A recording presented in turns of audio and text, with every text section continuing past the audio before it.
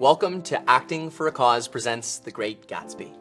Today, we are reading this play in benefit of AMFAR, a very important nonprofit that is dedicated to curing AIDS.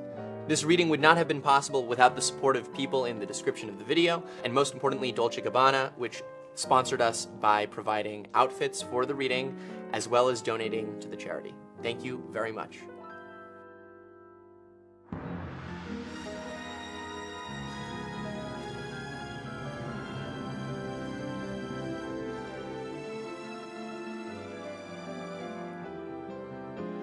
Chapter 1. Exterior, East Egg, in the middle of the night. Nick Carraway drives past the mansions of the wealthy East Egg and the Sands Point end of the Port Washington Peninsula. The streets are lit only by the headlights on his Model T Ford. In my younger and more vulnerable years, my father gave me some advice that I've been turning over in my mind ever since. Whenever you feel like criticizing anyone, he told me, just remember that all the people in this world haven't had the advantages that you've had. And so it came about that in college. I was unjustly accused of being a politician because I was privy to the secret griefs of wild, unknown men. When I came back from the East last autumn, I felt that I wanted the world to be in uniform and had a sort of moral attention forever. Only Gatsby, the man who gives his name to this story, was exempt from my reaction. Gatsby, who represented everything for which I have an unaffected scorn. If personality is an unbroken series of successful gestures, then there was something gorgeous about him, some heightened sensitivity to the promises of life, as if he were related to one of those intricate machines that register earthquakes 10,000 miles away. It was an extraordinary gift for hope, a romantic readiness such as I have never found in any other person, and which it is not likely I shall ever find again. No, Gatsby turned out all right at the end. It is what preyed on Gatsby, what foul dust floated in the wake of his dreams, that temporarily closed out my interest in the abortive sorrows and short-winded elations of men. After various delays, I came east permanently, I thought, in the spring of 22. Suddenly a man's voice interrupts our narrator. How do you get to West Egg Village?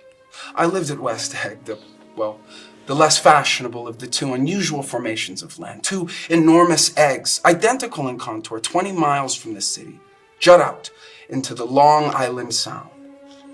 My house was at the very tip of the egg, only 50 yards from the Sound, and squeezed between two huge places that rented for $12,000 or $15,000 a season. The house on my right was a colossal affair by any standard.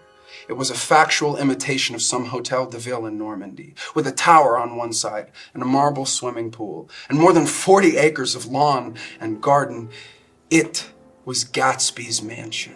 Or rather, as I didn't know Mr. Gatsby, it was a mansion inhabited by a gentleman of that name. Across the Courtesy Bay, the white palaces of fashionable East Egg glittered along the water. The history of the summer really begins on the evening I drove over there to have dinner with the Tom Buchanans. Daisy was my second cousin once removed, and I'd known Tom in college. And just after the war, I spent 2 days with him in Chicago. Her husband, among various physical accomplishments, had been one of the most powerful ends that ever played football at New Haven. A national figure in a way. One of those men who reach such an acute limited excellence at 21 that everything afterward savors of anticlimax. Exterior, Buchanan Mansion, porch, day. A warm, windy evening in the East Egg, with a cheerful red and white Georgian colonial mansion overlooking the bay.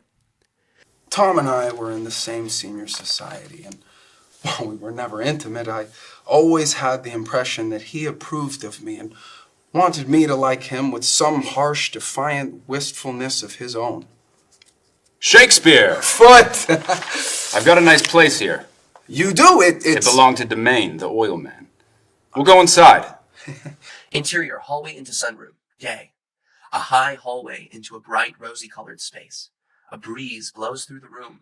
Blue curtains like pale flags, twisting them up toward the frosted wedding cake of the ceiling, and then rippled over the wine-colored rug, making shadow on it as wind does on the sea. Tom shuts the windows. 2 women lie languidly in white dresses. The blonde with a raised chin is Jordan Baker, and the dark-haired woman is Daisy Buchanan, Tom's wife. Nick, I'm paralyzed with happiness. Have you met Miss Jordan Baker? Do they miss me in Chicago? The whole town is desolate, and there's a persistent wail all night along the North Shore. How gorgeous. Let's go back, Tom. Tomorrow. Have you seen the baby? You ought to see her. She's So what are you doing, Nick? I'm a bond man. Who with? I told him. Never heard of them. I'm stiff. How you ever getting anything done is beyond me. You live in West Egg. I know somebody there. Well, I don't know a single person. You must know Gatsby. Gatsby? What Gatsby? We ought to plan something. All right. What do we plan? What do people plan? Look, I heard it. You did it, Tom. I know you didn't mean to, but you did do it. That's what I get for marrying a brute of a man. A great big hulking I hate physical... that word hulking, even in kidding. Hulking. Civilization's going to pieces. Hey, I've gotten to be a terrible pessimist about things. Have you read The Rise of the Colored Empires by this man Goddard? Why, no. Well, it's a fine book, and everybody ought to read it. The idea is if we don't look out, the white race will be utterly submerged. It's all scientific stuff. It's been proved. Tom's getting very profound. He reads deep books with long words in them.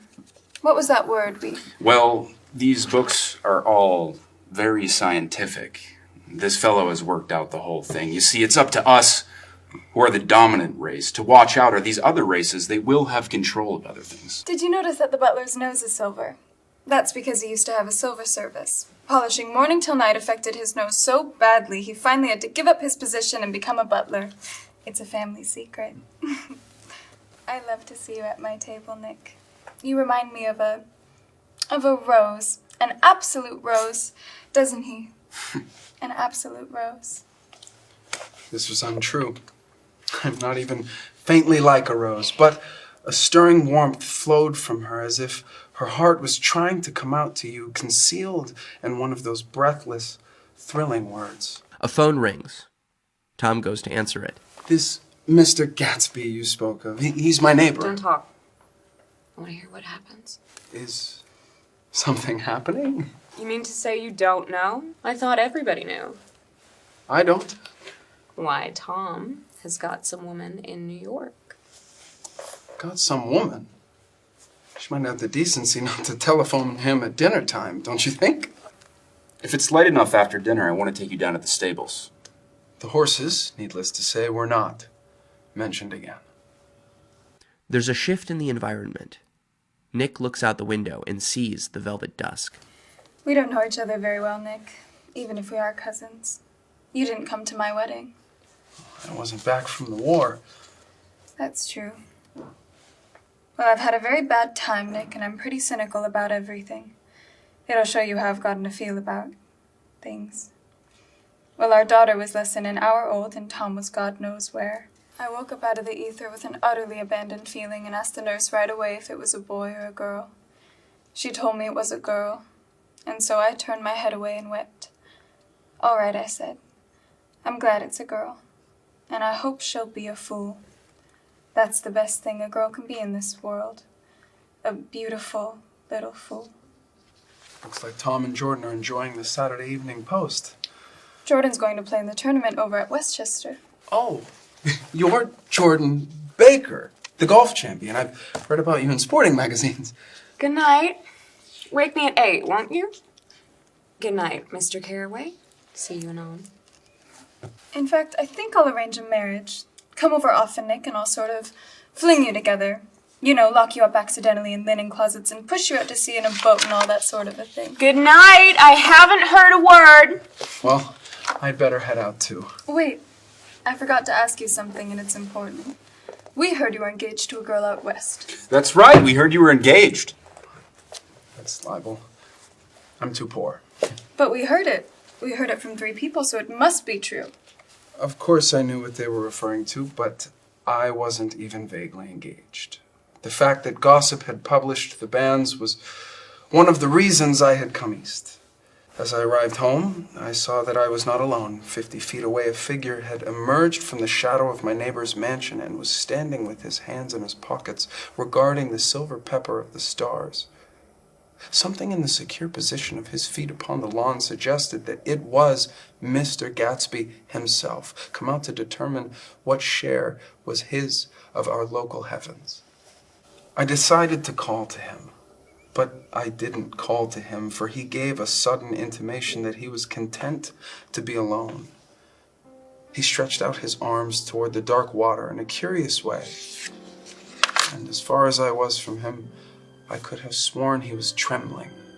Involuntarily, I glanced seaward and distinguished nothing except a single green light, minute and far away, that might have been the end of a dock.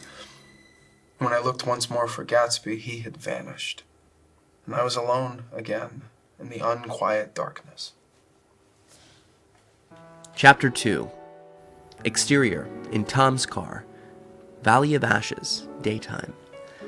Nick and Tom drive through the Valley of Ashes, passing an old, expired billboard of Dr. T.J. Eckelberg. We're getting off. I want you to meet my girl.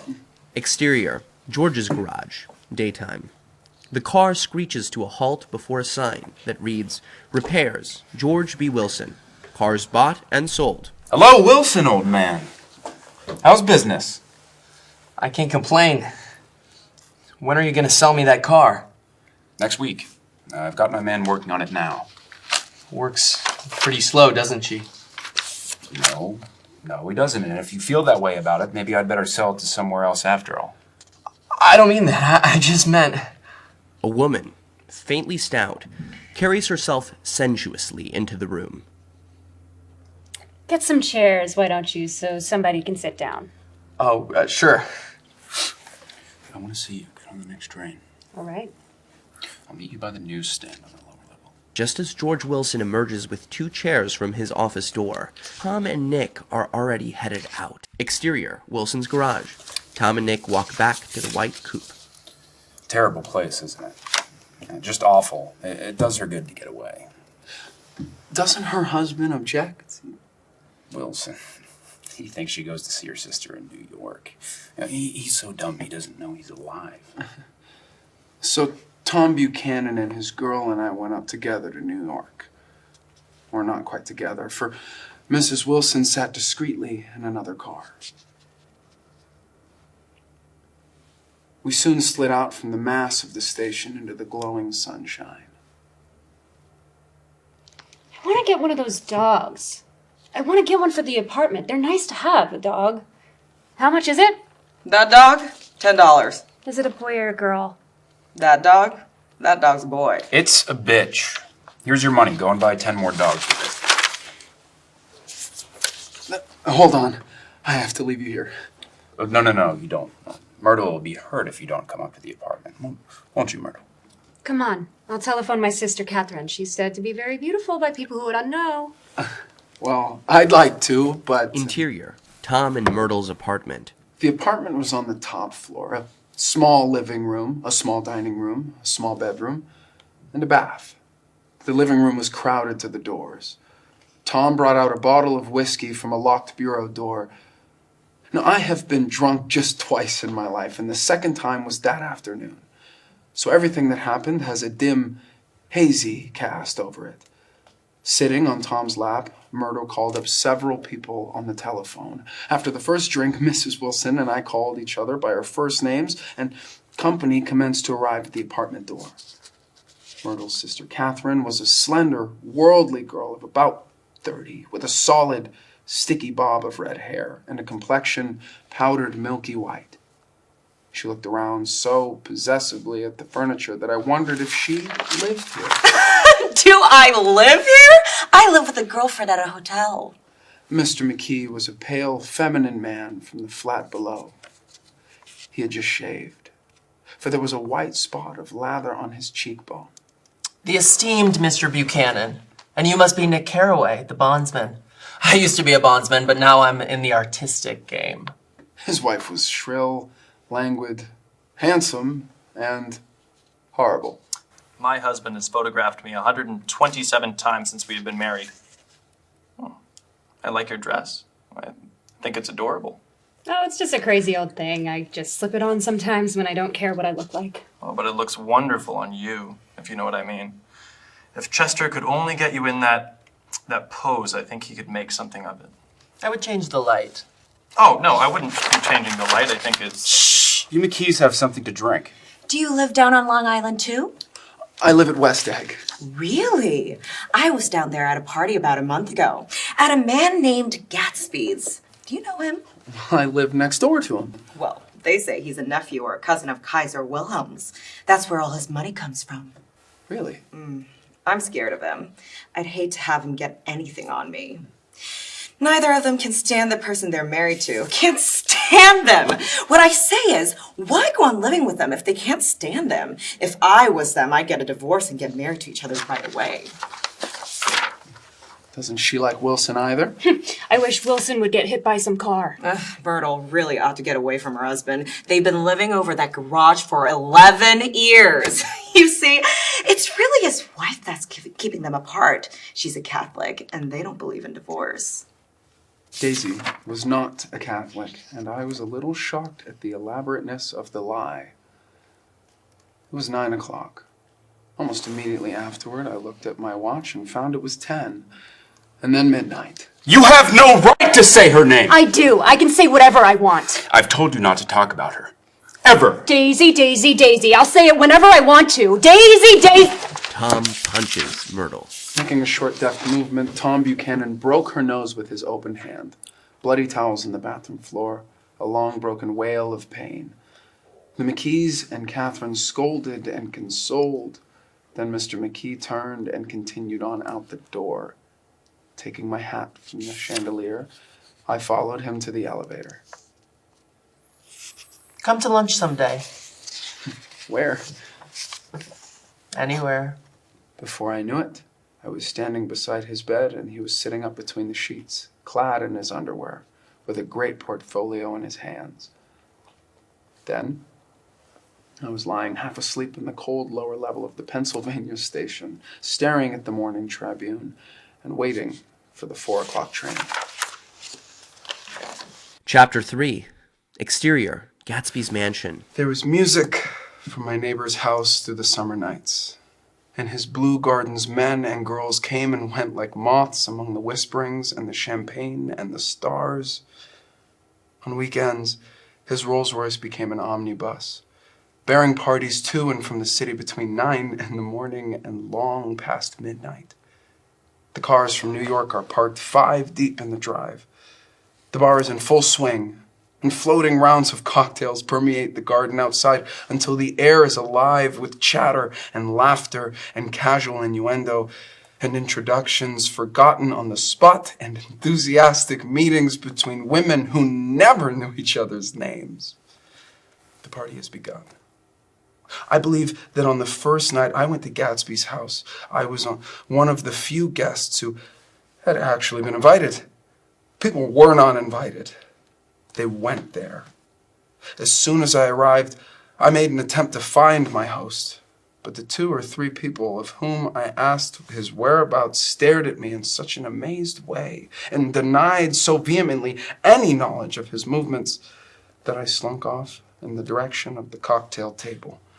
The only place in the garden where a single man could linger without looking purposeless and alone. I was on my way to get roaring drunk from sheer embarrassment when... Hello. I thought you might be here. I remembered you lived next door to... Let's get out. This is much too polite for me. Let's find the host. The bar, where we glanced first, was crowded, but Gatsby was not there. On a chance, we tried an important-looking door and walked into a high Gothic library, paneled with carved English oak, and probably transported completely from some ruin overseas. A stout, middle-aged man with enormous owl-eyed spectacles was sitting somewhat drunk on the edge of a great table, staring with unsteady concentration at the shelves of books. What do you think? About what? About that. As a matter of fact, you needn't bother to ascertain. I ascertained. They're real. The books. Absolutely real. Have pages and everything. I thought they'd be a nice, durable cardboard. Matter of fact, they're absolutely real pages. Here, let me show you. See? It's a bona fide piece of printed matter. This fella's a regular Belasco. It's a triumph. What thoroughness, what realism. Knew when to stop too. He didn't cut the pages. But what do you want? What do you expect? If one brick was removed, the whole library would be liable to collapse. Who brought you? Or did you just come? I was brought. Most people were brought. I was brought by a woman named Roosevelt. Mrs. Claude Roosevelt. Do you know her? I met her somewhere last night. I've been drunk for about a week now, and I thought it might be sober me up to sit in the library. Has it? A little bit, I think. I can't tell yet. I've only been here for like an hour. Did I tell you about the books? They're real. Told us. We shook hands with him gravely and went back outdoors. At a lull in the entertainment, a man looked at me and smiled. Hey, your face is familiar. Weren't you in the 3rd Division during the war? Why, yes! Yes, I was in the 9th Machine Gun Battalion. I was in the 7th Infantry until June 1918. I knew I had seen you before. I would love to just spend a day back at those wet, gray little villages in France. Evidently, I live in this vicinity, and I just bought this hydroplane. You see, I was going to try it out in the morning. Would you want to go with me? Come on, come with me. We're just going to go near the shore along the road. Well, what time? Anytime that suits you best. What's Having a gay time now? Much better. This is an unusual party for me. I haven't seen the host yet. I live over there. And this man, Gatsby, sent over his chauffeur with an invitation. I'm Gatsby. What? Oh. I'm sorry, I beg your pardon. I thought you knew, old sport. I'm afraid I'm not a very good host. He smiled, understandingly, much more than understandingly. It was one of those rare smiles with a quality of eternal reassurance in it that you may come across 4 or 5 times in life. It faced, or seemed to face, the whole external world for an instant, and then concentrated on you with an irresistible prejudice in your favor. Sir, Chicago is calling you on the wire. If you want anything, just ask for it, old sport, okay? Excuse me. I'm going to rejoin you later. Oh, is he? Do you know? He's just a man named Gatsby.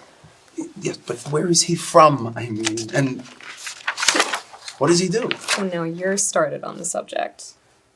Well, he told me once he was an Oxford man. However, I don't believe it. Well, why not? I don't know. I just don't think he went there. Anyhow, he gives large parties, and I like large parties. They're so intimate. At small parties, there isn't any privacy. I beg your pardon, Miss Baker. I beg your pardon, but Mr. Gatsby would like to speak to you. Alone? With me? Yes, madam. As I waited for my hat in the hall, the door of the library opened, and Jordan Baker and Gatsby came out together. I've just heard the most amazing thing. How long were we in there? About an hour. It was simply amazing, but I swore I wouldn't tell it, and here I am, tantalizing you. Please come and see me. Phone book under the name of Mrs. Sigourney Howard, my aunt. Gatsby, I want to apologize for not having known you in the garden. Don't mention it. Don't give it another thought. All right, old sport? And don't forget, we're going up in the hydroplane tomorrow morning at 9 o'clock. Philadelphia wants you on the phone, sir. All right, in a minute. Tell them I'll be right there. Good night. Good night. Good night, old sport. Good night. Chapter 4. Exterior, Gatsby's mansion in the late morning. At 9 o'clock one morning late in July, Gatsby's gorgeous car lurched up the rocky drive to my door and gave out a burst of melody from its 3-noted horn. It was the first time he had called on me, though I had gone to 2 of his parties, mounted in his hydroplane, and, at his urgent invitation, made frequent use of his beach. Good morning, old sport. Hey, you're having lunch with me today, and I thought that we'd ride up together. The car's pretty, isn't it? All right, old sport. Haven't you seen it before? I'd seen it. Everybody had seen it. It was a rich cream color, bright with nickels, swollen here and there in its monstrous length. We took off toward the city. Exterior, car through the city, day. Look here, old sport. What's your opinion of me, anyhow? Well, I think you're kind. Well, I'm going to tell you something about my life. I don't want you to get a wrong idea of me from all these stories you hear. I'll tell you God's truth. I am the son of some wealthy people in the Middle West. They're all dead now. I was brought up in America, but educated at Oxford, because all my ancestors have been educated there for many years. It's a family tradition. What part of the Middle West? San Francisco. My family all died, and I came into a good deal of money. After that, I lived like a young Raja in all the capitals of Europe. Paris, Venice, Rome, collecting jewels, chiefly rubies, hunting big game, painting a little, things for myself only, and trying to forget something very sad that had happened to me a long time ago. Then came the war, old sport. It was a great relief, and I tried very hard to die, but I seemed to bear an enchanted life. I accepted a commission as first lieutenant when it began, and then I was promoted to be a major, and every allied government gave me a decoration, even Montenegro. Little Montenegro down on the Adriatic Sea. Little Montenegro. That's the one from Montenegro. Major Jay Gatsby, for valor extraordinary. Here's another thing I always carry. A souvenir of Oxford days. It was taken in Trinity Quad. The man on my left is now the Earl of Dorchester. Still driving, he produces a photograph of half a dozen young men in blazers. There is Gatsby, looking a little but not too much younger, with a cricket bat in his hand. I'm going to make a big request to you today. So I thought that you ought to know something about me. I just didn't want you to think that I was just some nobody. You see, I usually find myself among strangers because I drift here and there trying to forget the sad thing that happened to me. And you'll hear about that this afternoon. I happen to find out that you're taking Miss Baker to tea. Do you mean you're in love with Miss Baker? No, old sport. I'm not. But Miss Baker has kindly consented to speak to you about this matter. I hadn't asked Jordan to lunch to discuss you, Gatsby. Then heard the familiar jug, spat of a motorcycle, and a frantic policeman rode alongside. All right, old sport? Gatsby takes a white card from his wallet and waves it before the man's eyes. The policeman excuses him and falls behind. What was that? The picture from Oxford? I was able to do the commissioner a favor once, and he sends me a Christmas card every year. Anything can happen now that we've slid over this bridge, I thought. Shortly thereafter, Gatsby and I met for lunch, and my eyes picked him out obscurely in the anteroom, talking to another man. Interior, anteroom, afternoon. Mr. Carraway, this is my friend, Mr. Wolfsheim. And what do you think I did? What? I handed the money to Catspaw and I said, "All right, Catspaw, don't pay him a penny till he shuts his mouth." He shut it then and there. This is a nice restaurant here, but I like to cross the street much better. Yes, highballs. It's too hot over there. Hot and small, yeah. You're full of memories. Sorry, what place is that? The old metropole filled with faces, dead and gone. Filled with friends gone now forever.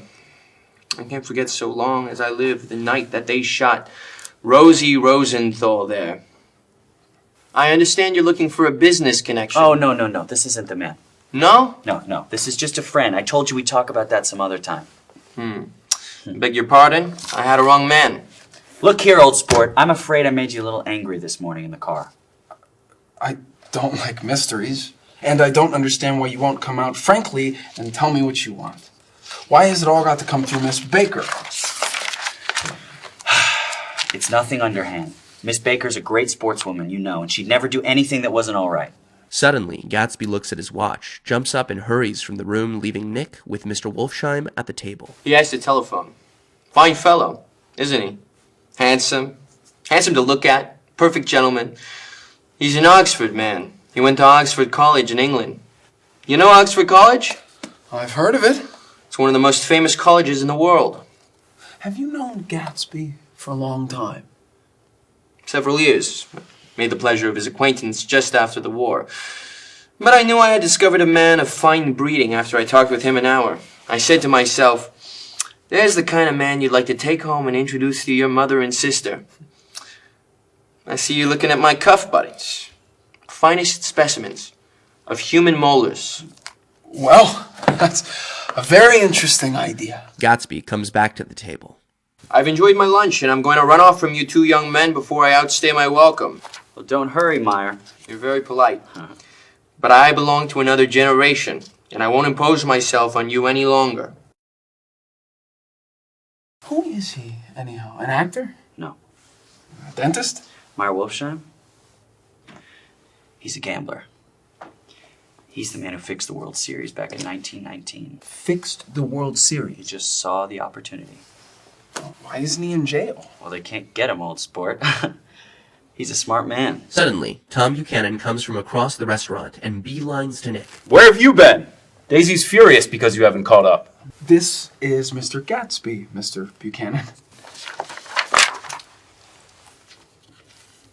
How have you been anyhow? How'd you happen to come up this far to eat?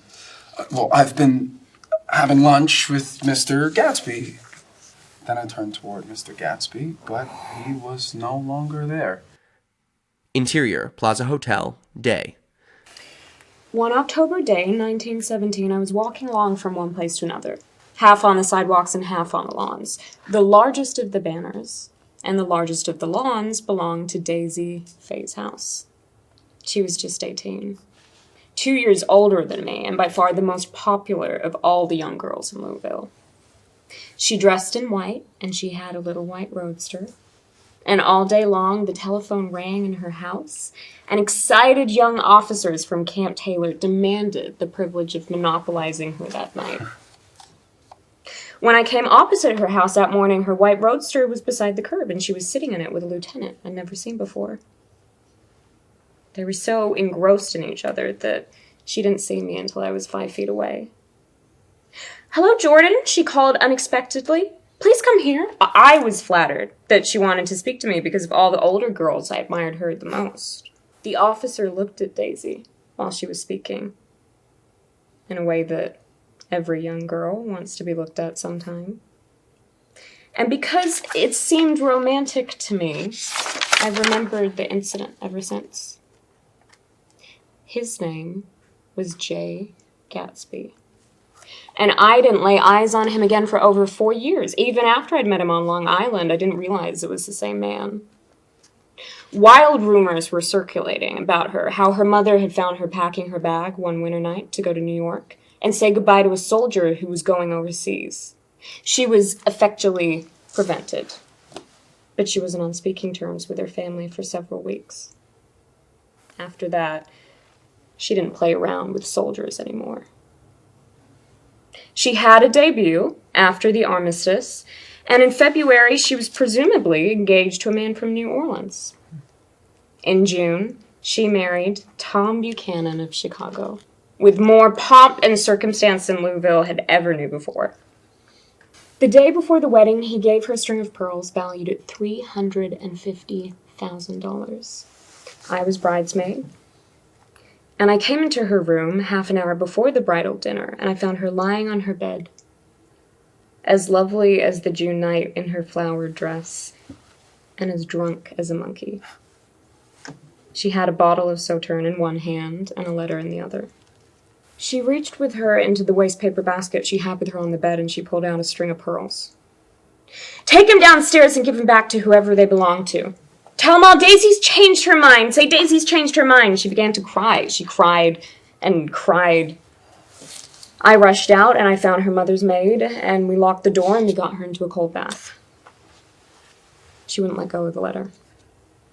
She took it into the tub with her, and she squeezed it up into a wet ball. And she only let me leave it in the soap dish when she saw that it was coming to pieces like snow. But she didn't say another word.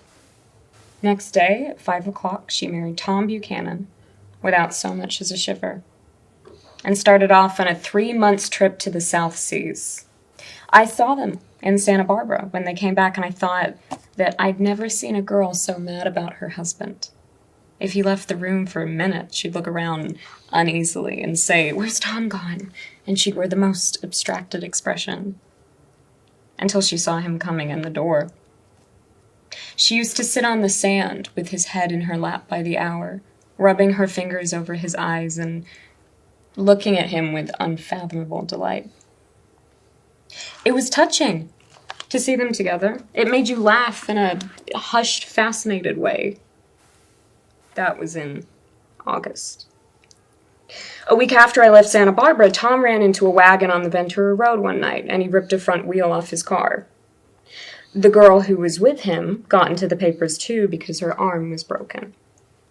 The next April, Daisy had her little girl, and they went to France for a year. I saw them one spring in Cannes, and later in DeVille, and then they came back to Chicago to settle down.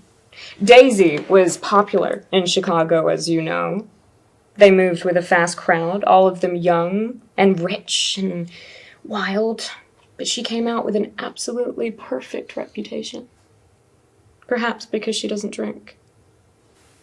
Well, about 6 weeks ago, she heard the name Gatsby for the first time in years. It was when I asked you. Do you remember? If you knew Gatsby in West Egg after you'd gone home, she came into my room and woke me up and said, "What Gatsby?" And when I described him, I was half asleep. She said in the strangest voice that it must be the man she used to know. It wasn't until then that I connected this Gatsby with the officer in her white car. It was a strange coincidence. But it wasn't a coincidence at all. Well, why not? Gatsby bought that house so that Daisy would be just across the bay. He wants to know if you'll invite Daisy to your house some afternoon and then let him come over.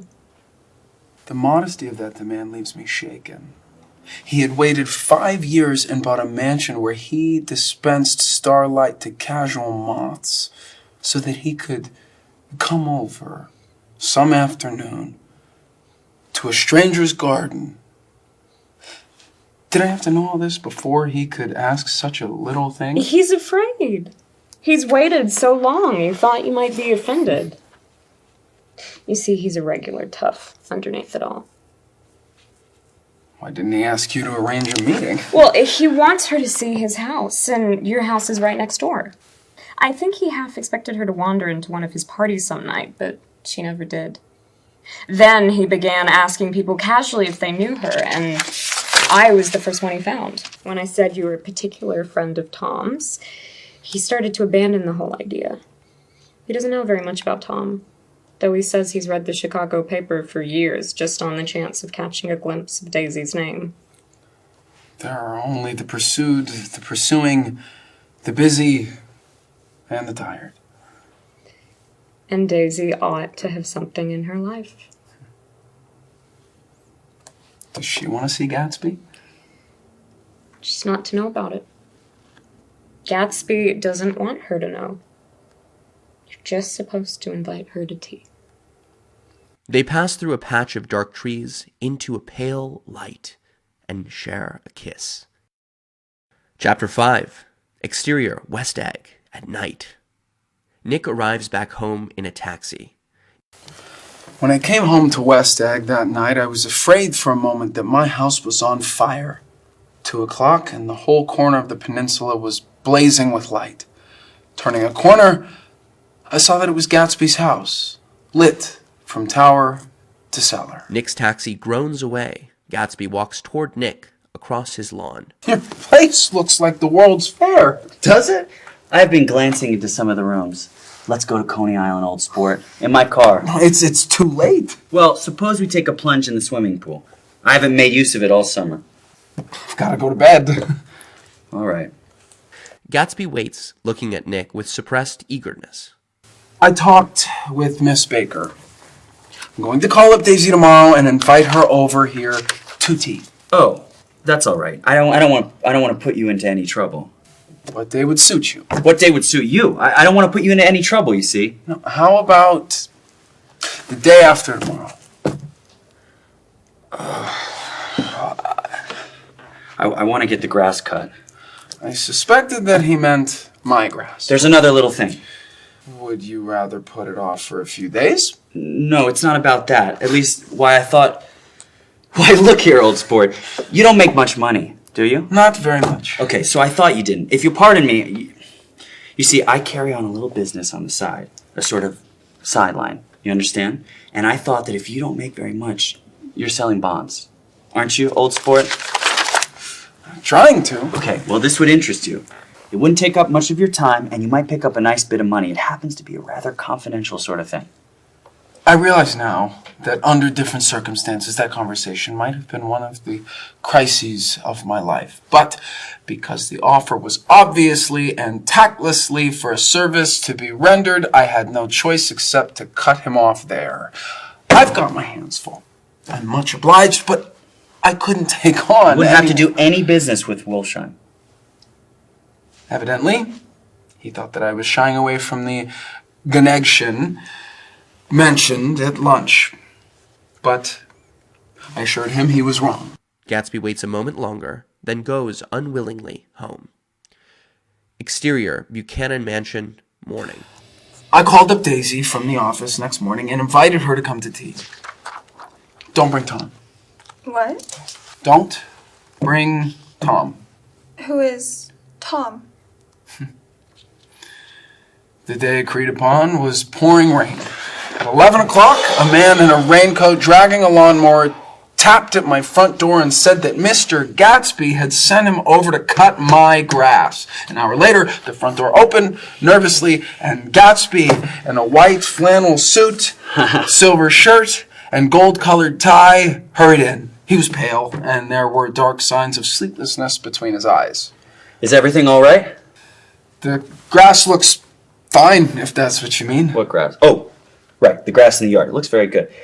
One of the papers said that they thought that the rain would stop about 4. I think it was the Journal. Have you got everything you need in the shape of tea? The rain cools at about 3:30 to a damp mist. Gatsby looks with vacant eyes through a copy of Clay's Economics and peers towards the bleared windows from time to time as if a series of invisible but alarming happenings were taking place outside. I'm going home. Now, why is that? Nobody's coming to tea. It's too late. Gatsby looks at his watch as if there was some pressing demand. I can't wait all day. Don't be silly. It's just 2 minutes to 4. Gatsby sits down miserably, and simultaneously a sound of a motor turns into Nick's lane. Gatsby and Nick both jump up.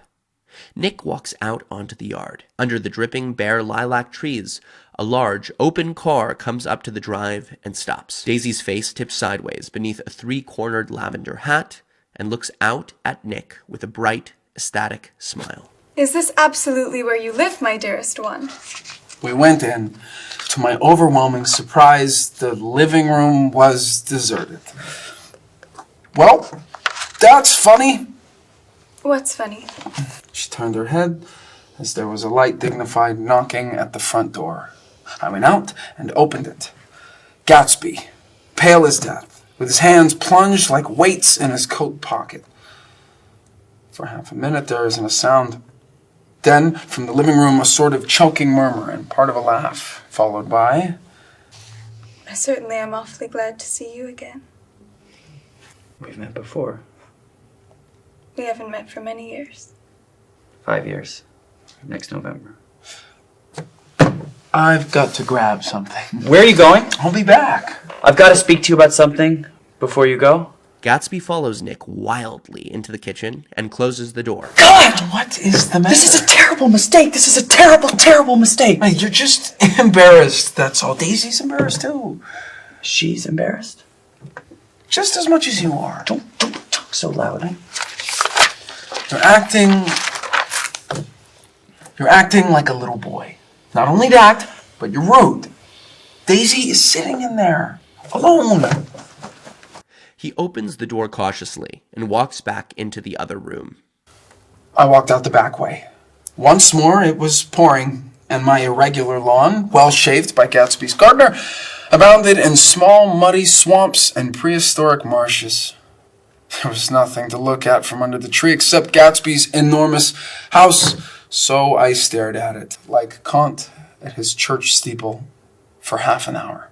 I went back in, but there was a change in Gatsby that was simply confounding. He literally glowed. Oh, hello, old sport. It's stopped raining. Has it? What do you think of that? It stopped raining. Well, I'm glad, Jay. Her throat, full of aching, grieving beauty, told only of her unexpected joy. I want you and Daisy to come over to my house. I'd like to show her around. You're sure you want me to come? Absolutely, old sport. Daisy goes upstairs to wash her face. Gatsby and Nick wait outside on the lawn. My house looks well, doesn't it? You see how the whole front of it catches the light? It's splendid. It took me 3 years to even earn the money to buy it. I thought you inherited your money. I did, old sport, but I lost most of it in the big panic. The panic of the war. What business are you in? That's my affair. Sorry. I've been in several things. I was in the drug business, and then I was in the oil business. But I'm not in either one now. Do you mean that you've been thinking over what I proposed the other night? That huge place there? Do you like it? I love it, but I don't see how you live there all alone. Well, I keep it full of interesting people, night and day. People who do interesting things. Celebrated people. As he wandered inside, he hadn't once ceased looking at Daisy. And I think he revalued everything in his house according to the measure of response it drew from her well-loved eyes. Sometimes, too, he stared around at his possessions in a dazed way, as though in her actual and astounding presence, none of it was any longer real. I've got a man in England who buys me clothes. He sends over a selection of things at the beginning of each season, spring and fall. Gatsby takes out a pile of shirts and throws them one by one before Nick and Daisy. Shirts of sheer linen and thick silk and fine flannel, which lost their folds as they fell and covered the table in many-colored disarray. While we admired, he brought more, and the soft, rich heap mounted higher shirts with stripes and scrolls and plaids and coral and apple green and lavender and faint orange and monograms of Indian blue. Suddenly, Daisy bends her head into the shirts and begins to cry stormily. They're such beautiful shirts. It makes me sad because I've never seen such beautiful shirts before. Outside Gatsby's window, it begins to rain again. Nick, Daisy, and Gatsby stand in a row, looking at the corrugated surface of the Sound. If it wasn't for the mist, we could see your home across the bay. You always have a green light that burns all night at the end of your dock. Nick notices a large photograph of an elderly man hung on the wall over his desk. Who's this? Oh, that. That's Mr. Dan Cody, old sport. The name sounded faintly familiar. Oh, he's dead now. He used to be my best friend years ago. A phone rings. Gatsby answers. Yeah, well, I can't talk now. I can't talk now, old sport. No, I said a small town. He must know what a small town is. Well, he's no use to us if Detroit is his idea of a small town. Come here, quick. The rain was still falling, but the darkness had parted in the west, and there was a pink and gold billow of foamy clouds above the sea. Look at that. I'd like to just get one of those pink clouds and put you in it and push you around. I know what we'll do. Ha! We'll have Clip Springer play the piano. Ewing! Gatsby runs out and returns with an embarrassed, slightly worn young man with shell-rimmed glasses. Did we interrupt your exercises? I was asleep. That is, I'd been asleep and then I got up. Clip Springer plays the piano, don't you, Ewing, old sport? I don't play well. I hardly play at all. I'm all out of practice. Well, we'll go downstairs. Interior lounge, moments later. Don't talk so much, old sport. Play! Play! I looked once more at them, and they looked back at me, remotely, possessed by intense life. Then I went out of the room, and down the marble steps into the rain, leaving them there, together. Chapter 6. Exterior, Gatsby Mansion, afternoon. A party of 3 arrived at Gatsby's mansion on horseback. Tom and a man named Sloane and a lady in a brown riding habit who had been there previously. I'm delighted to see you. I'm delighted that you dropped in. Sit right down. Have a cigarette or cigar. I'll have something to drink for you in just a minute. Moved by an irresistible impulse, Gatsby turns to Tom, who had accepted the introduction as a stranger. I believe we've met somewhere before, Mr. Buchanan. Oh, yes, we did. I remember very well. About 2 weeks ago. That's right. You were with Nick here. I know your wife. That's so. You live here, Nick. Next door. That's so. We'll all come over to your next party, Mr. Gatsby. What do you say? Certainly. I'd be delighted to have you. Be very nice. Well, I think I ought to be starting home. Please don't hurry. Why don't you stay for supper? I wouldn't be surprised if some other people dropped in from New York. Oh, you should come to supper with me. Both of you. Come along. I mean it. I'd love to have you. Lots of room. Gatsby looked at me questioningly. He wanted to go, and he didn't see that Mr. Sloane had determined he shouldn't. I'm afraid I won't be able to. Well, you come. Well, I haven't got a horse. I used to ride in the army, but I've never bought a horse. I'll have to follow you in my car. Excuse me for just a minute. The rest of them walk out on the porch where Sloane and the lady begin an impassioned conversation outside. My God. I believe the man's coming. Doesn't he know she doesn't want him? She does. She says she does want him. She has a big dinner party and won't know a soul there. I wonder where in the devil he met Daisy. By God, I may be old-fashioned in my ideas, but women run around too much these days to suit me. They meet all kinds of crazy fish. Mr. Sloane and the lady walk down the steps and mount their horses. Come on, we're late. We gotta go. Tell him we couldn't wait, will you? Tom was evidently perturbed that Daisy's running around alone, for on the following Saturday night he came with her to Gatsby's party. Perhaps his presence gave the evening its peculiar quality of oppressiveness. It stands out in my memory from Gatsby's other parties that summer. There were the same people, or at least the same sort of people, the same profusion of champagne, the same many-colored, many-keyed commotion, but I felt an unpleasantness in the air, a pervading harshness that hadn't been there before. Perhaps I had merely grown used to it, grown to accept West Egg as a world completely in itself, with its own standards, its own great figures, second to nothing because it had no consciousness of being so. And now I was looking at it again, through Daisy's eyes. It is invariably saddening to look through new eyes at things upon which you have expanded your own powers of adjustment. These things excite me so. If you want to kiss me any time during the evening, Nick, just let me know and I'll be glad to arrange it for you. Just mention my name, or present a green card. I'm giving out green. Look around. I'm looking around. You must see the faces of many people you've heard about. We don't go around very much. In fact, I was just thinking, I don't know a soul here. Perhaps you know that lady. Gatsby indicates a gorgeous, scarcely human orchid of a woman sitting under a white plum tree. Tom and Daisy stare with that peculiar, unreal feeling that accompanies the recognition of a hitherto ghostly celebrity of the movies. She's lovely. The man bending over her is her director. He took them ceremoniously from group to group. Mrs. Buchanan and Mr. Buchanan. After an instant's hesitation, he added, the polo player. Oh, no, not me. But evidently, the sound of it pleased Gatsby, for Tom remained the polo player for the rest of the evening. I've never met so many celebrities. I like that man. What was his name with the sort of blue nose? He's a small producer. Well, I liked him anyhow.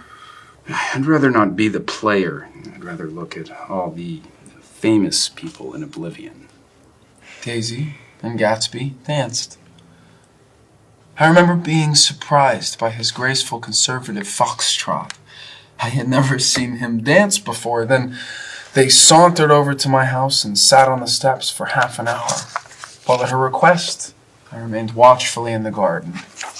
In case there's a fire or a flood or an act of God. Tom appears from his oblivion. Mind if I eat with some people over here? A fellow's getting off some funny stuff. Go ahead.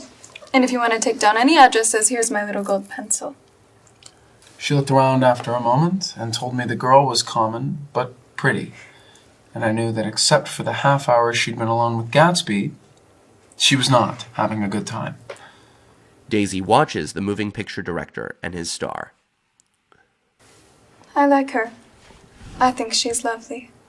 But the rest offended her, and inarguably because it wasn't a gesture, but an emotion. She was appalled by West Egg. She saw something awful in the very simplicity she failed to understand. I sat on the front steps with them while they waited for their cars. Who is this Gatsby, anyhow? I mean, some kind of big bootlegger? Where'd you hear that? I didn't hear it. I imagined it. A lot of these newly rich people are just big bootleggers, you know. Well, not Gatsby.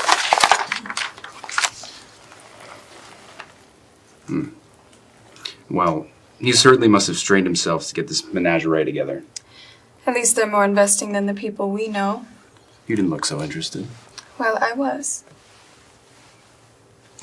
Did you notice Daisy's face when that girl asked her to put her under a cold shower? Lots of people come who haven't been invited. That girl hadn't been invited. They simply forced their way in, and he's too polite to object. I'd like to know who he is and what he does, and I think I'll make a point of finding out. I can tell you right now. He owns some drugstores. A lot of drugstores. He built them up himself. Good night, Nick. I stayed late that night. Gatsby asked me to wait until he was free, and I lingered in the garden until the inevitable swimming party had run up, chilled, and exalted. From the black beach until the lights were extinguished in the guest rooms overhead, when he came down the steps at last, the tan skin was drawn unusually tight on his face, and his eyes were bright and tired. She didn't like it. Of course she did. She didn't like it. She didn't have a good time.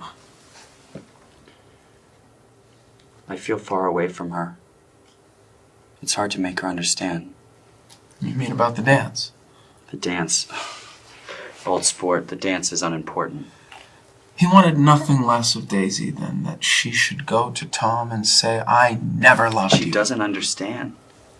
She used to be able to understand. We'd sit for hours. I wouldn't ask too much of her. You can't repeat the past. Can't repeat the past? Why, of course you can. I'm going to fix everything just the way it was before. She'll see.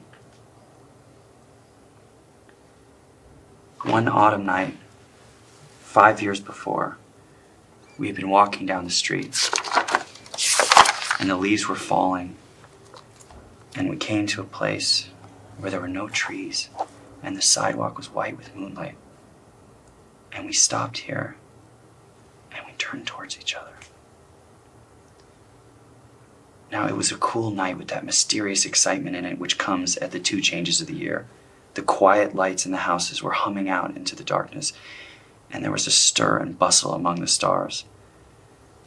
And out of the corner of my eye, I saw that the blocks of the sidewalks really formed a ladder and mounted to a secret place above the trees. I could climb to it. If I climbed alone, and once there, I could suck on the pap of life. I could gulp down the incomparable milk of wonder. And my heart beat faster and faster as Daisy's white face came up to my own.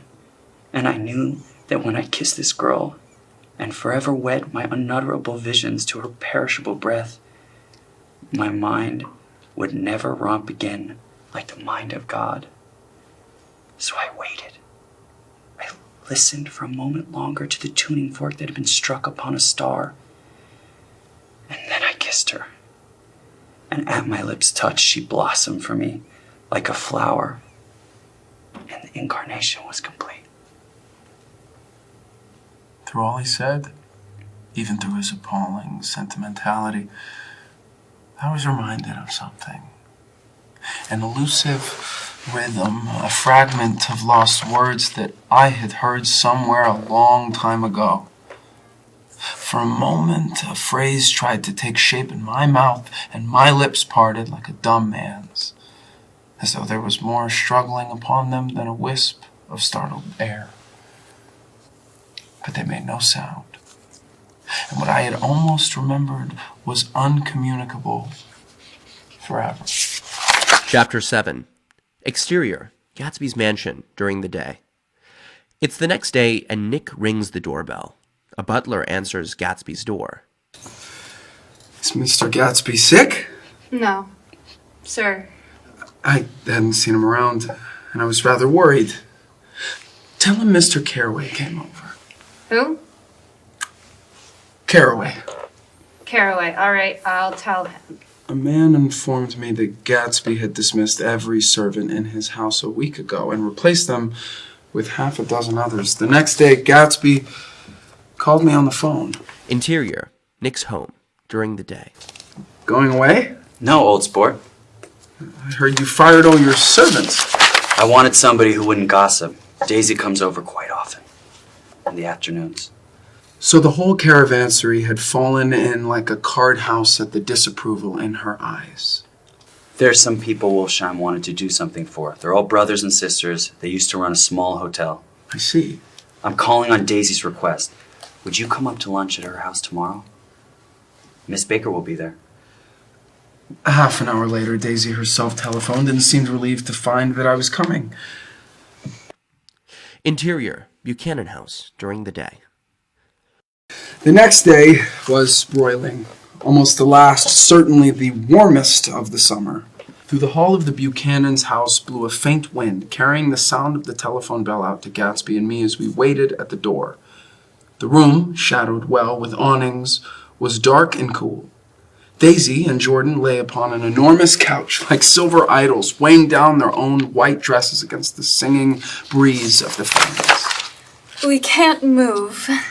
And Mr. Thomas Buchanan, the athlete? We hear Tom's voice, gruff, muffled, and husky, speak at the telephone. Gatsby stands in the center of the crimson carpet and gazes around with fascinated eyes. Daisy watches him and laughs her sweet, excited laugh. The rumor is that that's Tom's girl on the telephone. Very well then. I won't sell you the car at all. I'm under no obligations to you, at all. And as for you bothering me about it at lunchtime, I won't stand that at all. Holding down the receiver. No, he's not. It's a bona fide deal. I happen to know about it. Tom flings open the door and looks out at the space for a moment with his thick body. Mr. Gatsby! I'm glad to see you, sir. Make us a cold drink. Tom leaves the room. Daisy goes over to Gatsby and pulls his face down, kissing him. You know I love you. You forget there's a lady present? You kiss Nick too. What a low, vulgar girl. I don't care. She sits down on the couch, and a freshly laundered nurse leads a little girl into the room. Blessed precious. Come to your own mother that loves you. The child rushes across the room and roots shyly into her mother's dress. The blessed precious. Did mother get powder on your old yellowy hair? Stand up now and say howdy do. Gatsby kept looking at the child with surprise. I don't think he had ever really believed in its existence before. I got dressed before luncheon. That's because your mother wanted to show you off. You dream, you absolute little dream. Yes. Aunt Jordan's got on a white dress too. How do you like mother's friends? Do you think they're pretty? Where's Daddy? She doesn't look like her father. She looks like me. She's got my hair and shape of the face. Daisy sits back up on the couch. The nurse takes a step forward and holds out her hand. Goodbye, sweetheart. With a reluctant, backward glance, the well-disciplined child holds the nurse's hand and is pulled out the door. Tom returns preceding 4 gin rickeys that click full of ice. They certainly look cool. I read somewhere the sun's getting hotter every year. It seems that pretty soon the sun's going to fall into the sun. Or, wait a minute, it's just the opposite. The sun's getting colder every year. What'll we do with ourselves this afternoon?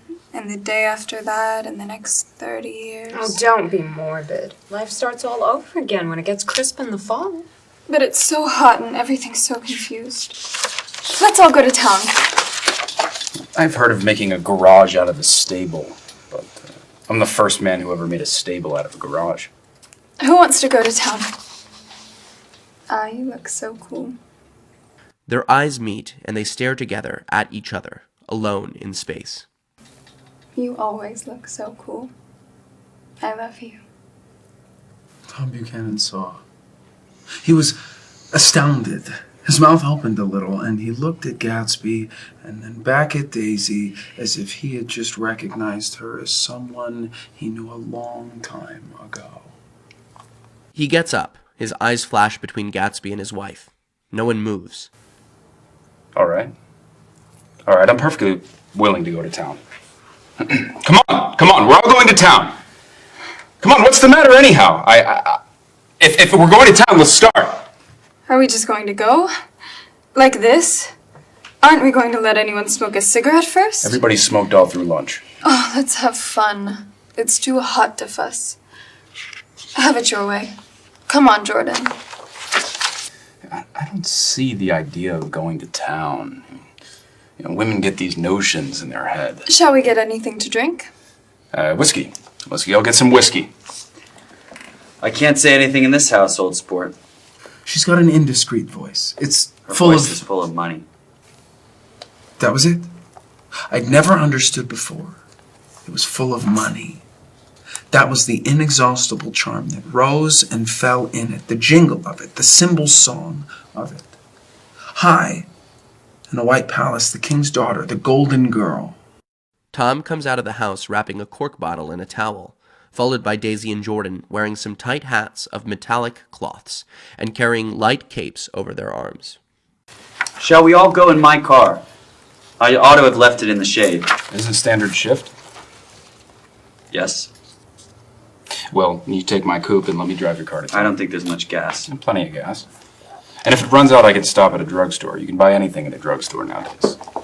Daisy looked at Tom frowning, and an indefinable expression at once definitely unfamiliar and vaguely recognizable, as if I had only heard it described in words, passed over Gatsby's face. Come on, Daisy. I'll take you in the circus wagon. You take Nick and Jordan. We'll follow you in the coupe. She walks close to Gatsby and touches his coat with her hand. Jordan, Tom, and Nick get into the front seat of Gatsby's car. Tom pushes the unfamiliar gears sensitively, and then they shoot off into the oppressive heat. You see that? See what? You think I'm pretty dumb, don't you? Yeah, perhaps I am, but I have an almost a second sight. Sometimes it tells me what to do. Maybe you don't believe that, but science. He pauses. The immediate contingency overtakes him, pulling him back from the edge of the theoretical abyss. I've made a small investigation of this fellow. I could have gone deeper if I'd known. Do you mean you've been to a medium? What? A medium? About Gatsby? About Gatsby? No, I haven't. I said I've been making a small investigation in his past. And you found he was an Oxford man. An Oxford man? Like hell he is. He wears a pink suit. Nevertheless, he's an Oxford man. Oxford, New Mexico. Something like that. Listen, Tom, if you're such a snob, why did you invite him to Daisy invited him. She knew him before we were married, God knows where. We were all irritable now with the fading ale, and aware of it, we drove for a while in silence. Then, as Dr. T.J. Eckelberg's faded eyes came into sight down the road, I remembered Gatsby's caution about gasoline. We've got enough to get us to town. But there's a garage right here. I don't want to get stalled in this baking heat. Exterior, Wilson's garage, afternoon.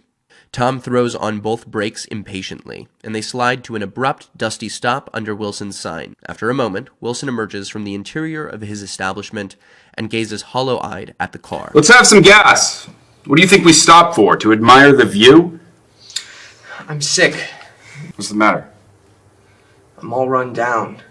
Well, shall I help myself? You sounded well enough on the phone. With an effort, Wilson leaves the shade in support of the doorway and, breathing hard, unscrews the cap off the tank. I didn't mean to interrupt your lunch, but I needed money pretty bad, and I was wondering what you were going to do with your old car. How do you like this one?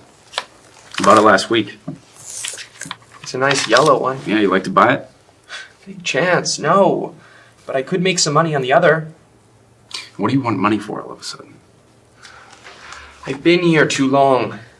I want to get away. My wife and I want to go west. Your wife does. She's been talking about it for 10 years, and now she's going whether she wants to or not. I'm going to get her away. What do I owe you? I just got wised up to something funny these last 2 days. That's why I want to get away. That's why I've been bothering you about the car. What do I owe you? $1.20. I realized that so far his suspicions hadn't alighted on Tom. He had discovered that Myrtle had some sort of life apart from him in another world, and the shock had made him physically sick. I stared at him, and then at Tom, who had made a parallel discovery less than an hour before, and it occurred to me that there was no difference between men. I'll let you have that car. I'll send it over tomorrow afternoon. In one of the windows of the garage, the curtains had been moved aside a little, and Myrtle Wilson was peering down at the car. I realized that her eyes, wide with jealous terror, were fixed not on Tom, but on Jordan Baker, whom she took to be his wife. There is no confusion like the confusion of a simple mind. And as we drove away, Tom was feeling the hot whips of panic. His wife and his mistress, until an hour ago secure and inviolate, were slipping precipitately from his control. Exterior, New York Street, daytime. Tom's car pulls next to Gatsby's.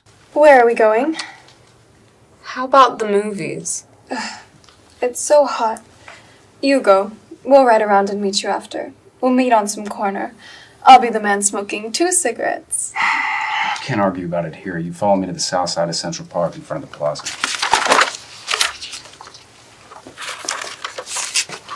Interior, hotel room, daytime.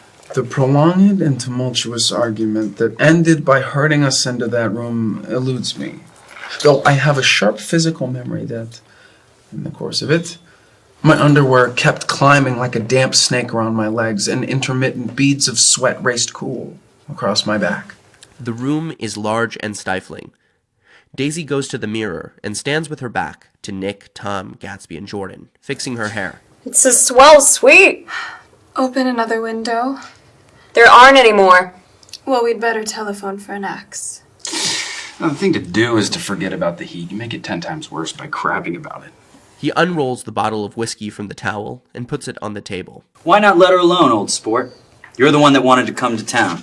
That's a great expression of yours, isn't it? What is? All this old sport business. Where'd you pick that up? Now see here, Tom, if you're going to make personal remarks, I won't stay here a minute. Call up and order some ice for the mint julep. By the way, Mr. Gatsby, I understand you're an Oxford man. Not exactly.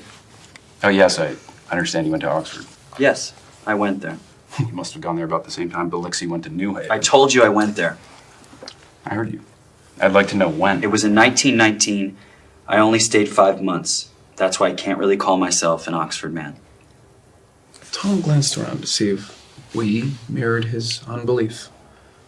But we were all looking at Gatsby. It was an opportunity they gave to some of the officers after the armistice. We could go to any of the universities in England or France. I wanted to get up and slap him on the back. I had one of those renewals of complete faith in him that I had experienced before. Daisy rises, smiling faintly, and goes to the table. Open the whiskey, Tom, and I'll make you a mint julep. Wait a minute, wait.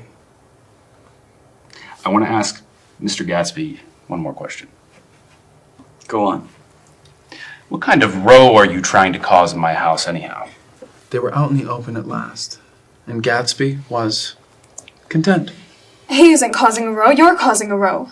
Please have a little self-control. Self-control? I suppose the latest thing to do is to sit back and let Mr. Nobody from Nowhere make love to your wife. Well, if that's the idea, you can count me out. And nowadays, people begin by sneering at family life and family institutions. Next day, they'll throw everything overboard and have intermarriage between black and white. You know I'm not very popular.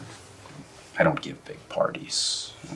I suppose you've got to make your house into a pigsty in order to have any friends. In the modern world. I've got something to tell you, old sport. Please don't.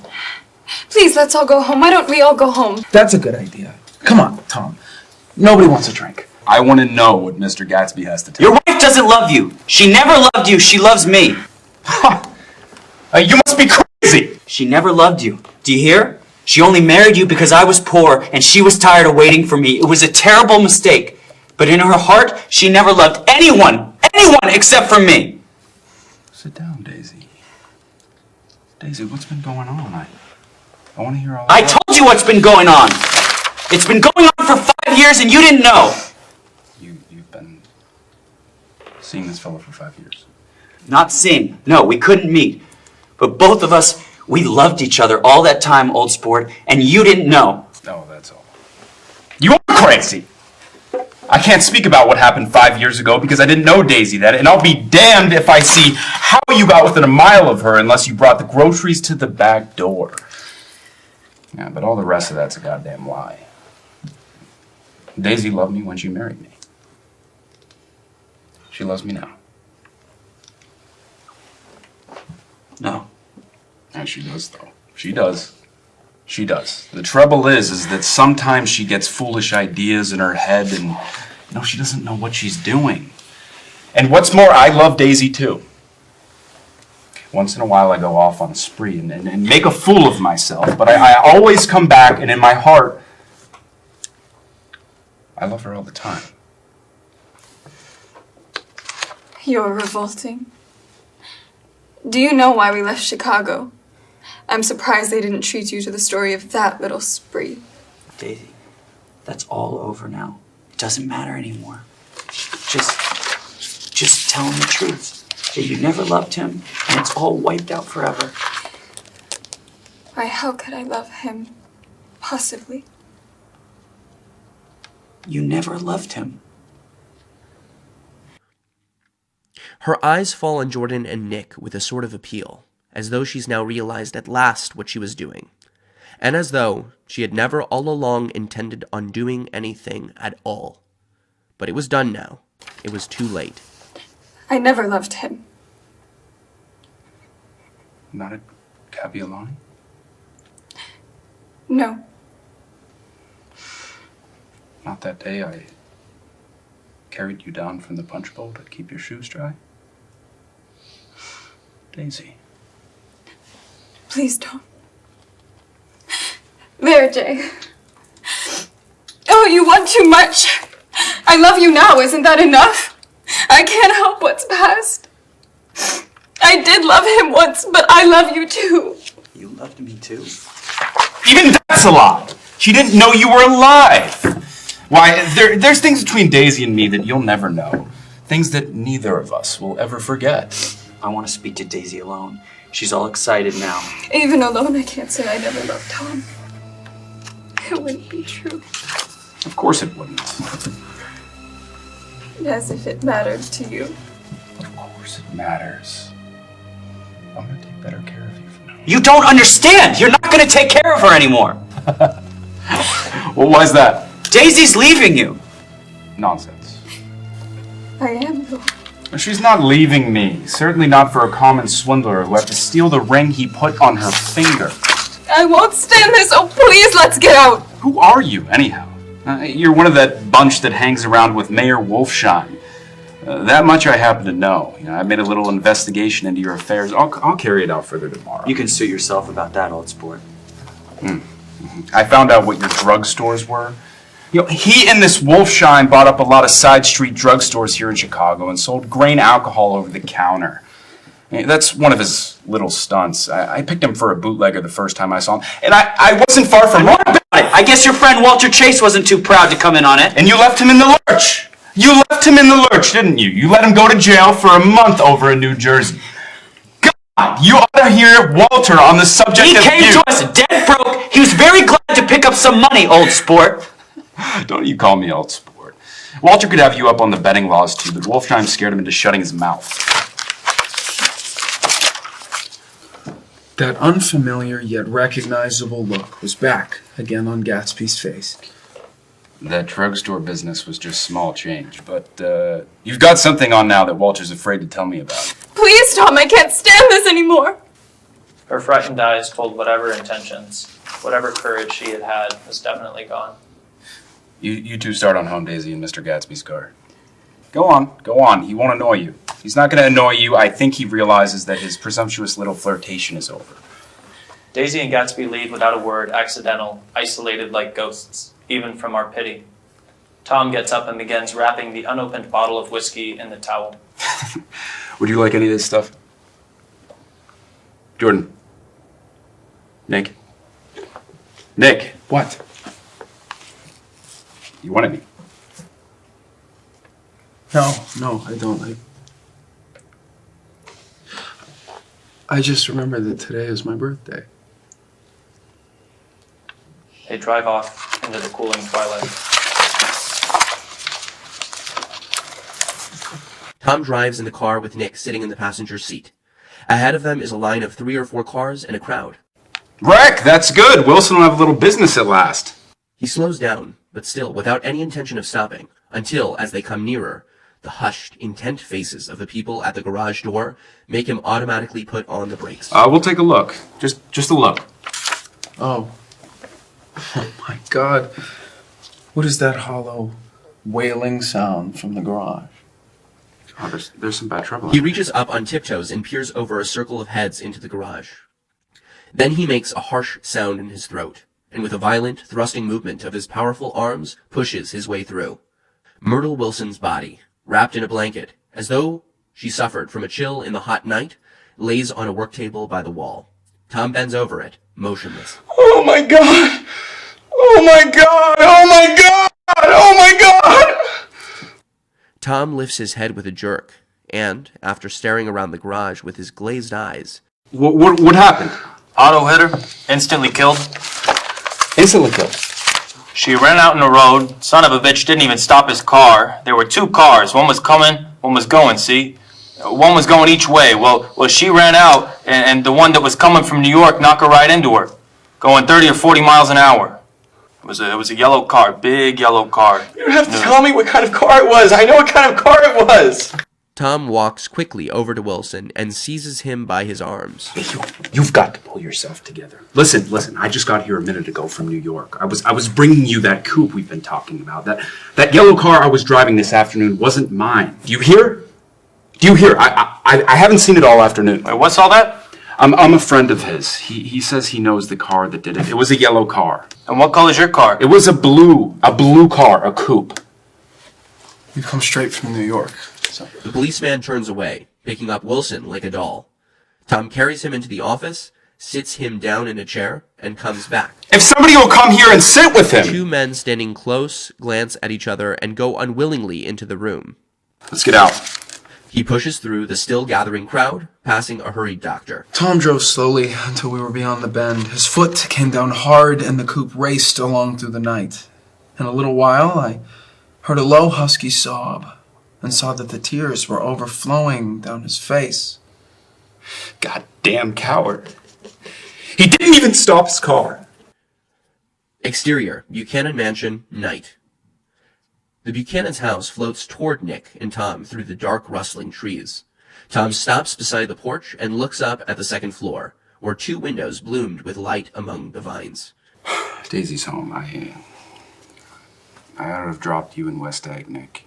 There's nothing we can do tonight. I'll telephone for a taxi to take you home, and while you're waiting, you and Jordan better go in the kitchen and have them get you some supper, if you want any. He opens the door for Nick to follow. Come in. No thanks. But I'd be glad if you'd order me the taxi. I'll wait outside. Won't you come in, Nick? No thanks. It's only 9:30. No. I'd be damned if I'd go in. I'd had enough of all of them for one day, and suddenly that included Jordan, too. Jordan turns abruptly away and runs up the porch steps into the house. Nick sits down with his head in his hands until he hears the phone taken up inside and the butler's voice calling a taxi. He then walks slowly down the drive, away from the house to wait by the gate. Gatsby steps from between 2 bushes into the path. What are you doing? Just standing here, old sport. Did you see any troubles on the road? Yes. Was she killed? Yes. I thought so. I told Daisy I thought so. It's better that the shock should come all at once. She stood it pretty well. He spoke as if Daisy's reaction was the only thing that mattered. I got the West Egg by a side road and left the car in my garage. I don't think anybody saw us, but of course, I can't be sure. I disliked him so much by this time that I didn't find it necessary to tell him he was wrong. Who was the woman? Her name was Wilson. Her husband owns the garage. How the devil did it happen? Well, I tried to swing the wheel. Was Daisy driving? Yes, but of course I'll say that I was. You see, when we left New York, she was very nervous, and she thought that it would steady her to drive. And then this woman rushed out at us just as we were passing a car coming the other way. It all happened in a minute, but it seemed to me that she wanted to speak to us. Thought we were somebody she knew. Well, first Daisy turned away from the woman toward the other car, and then she lost her nerve and turned back. The second my hand reached the wheel, I felt the shock. It must have killed her instantly. It ripped her open. Don't tell me that, old sport. Anyhow, Daisy stepped on it. I tried to make her stop, but she couldn't, so I pulled on the emergency brake. And then she fell over into my lap, and I drove on. She'll be all right tomorrow. I'm just going to wait here and see if he tries to bother her about that unpleasantness this afternoon. She's locked herself into her room, and if he tries any brutality, she's going to turn the light out and on again. He won't touch her. He's not thinking about her. I don't trust him, old sport. How long? How long are you going to wait? All night. If necessary. Anyhow, till they all go to bed. You wait here. I'll see if there's any sign of a commotion. Nick walks back along the border of the lawn and tiptoes up the veranda steps. He looks through a window. Exterior, Buchanan Mansion, night. Daisy and Tom were sitting opposite each other at the kitchen table, with a plate of cold fried chicken between them and 2 bottles of ale. He was talking intently across the table at her, and in his earnestness his hand had fallen upon and covered her arm.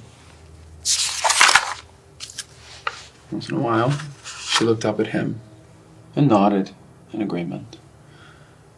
They weren't happy. Neither of them had touched the chicken or the ale. And yet they weren't unhappy either. There was an unmistakable air of natural intimacy about the picture, and anybody would have said that they were conspiring together. Nick tiptoes from the porch. He hears the taxi feel its way along the dark road toward the house.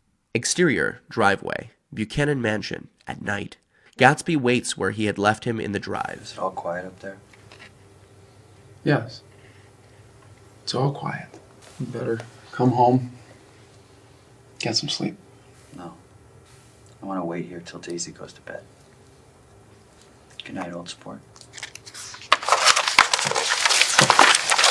Chapter 8. I couldn't sleep all night. And immediately I jumped out of bed and began to dress. I felt that I had something to tell him, something to warn him about.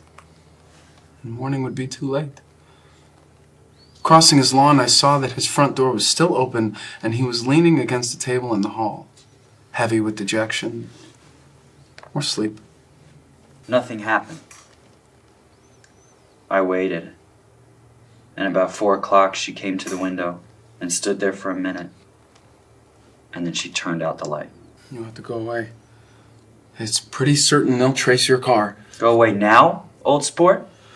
Go to Atlantic City for a week, or up to Montreal. I cannot even consider that. Daisy was the first nice girl I had ever known. In various unrevealed capacities, I had come in contact with such people as her, but always with indiscernible barbed wire between us. She was excitingly desirable. I went to her house, at first with other officers from Camp Taylor, then alone. It amazed me. I had never been in such a beautiful house before. But what gave it an air of breathless intensity was that Daisy lived there. It excited me too in a way that many men had already loved Daisy. It increased her value in my eyes. I felt their presence all about the house, pervading the air with shades and echoes of still vibrant emotions.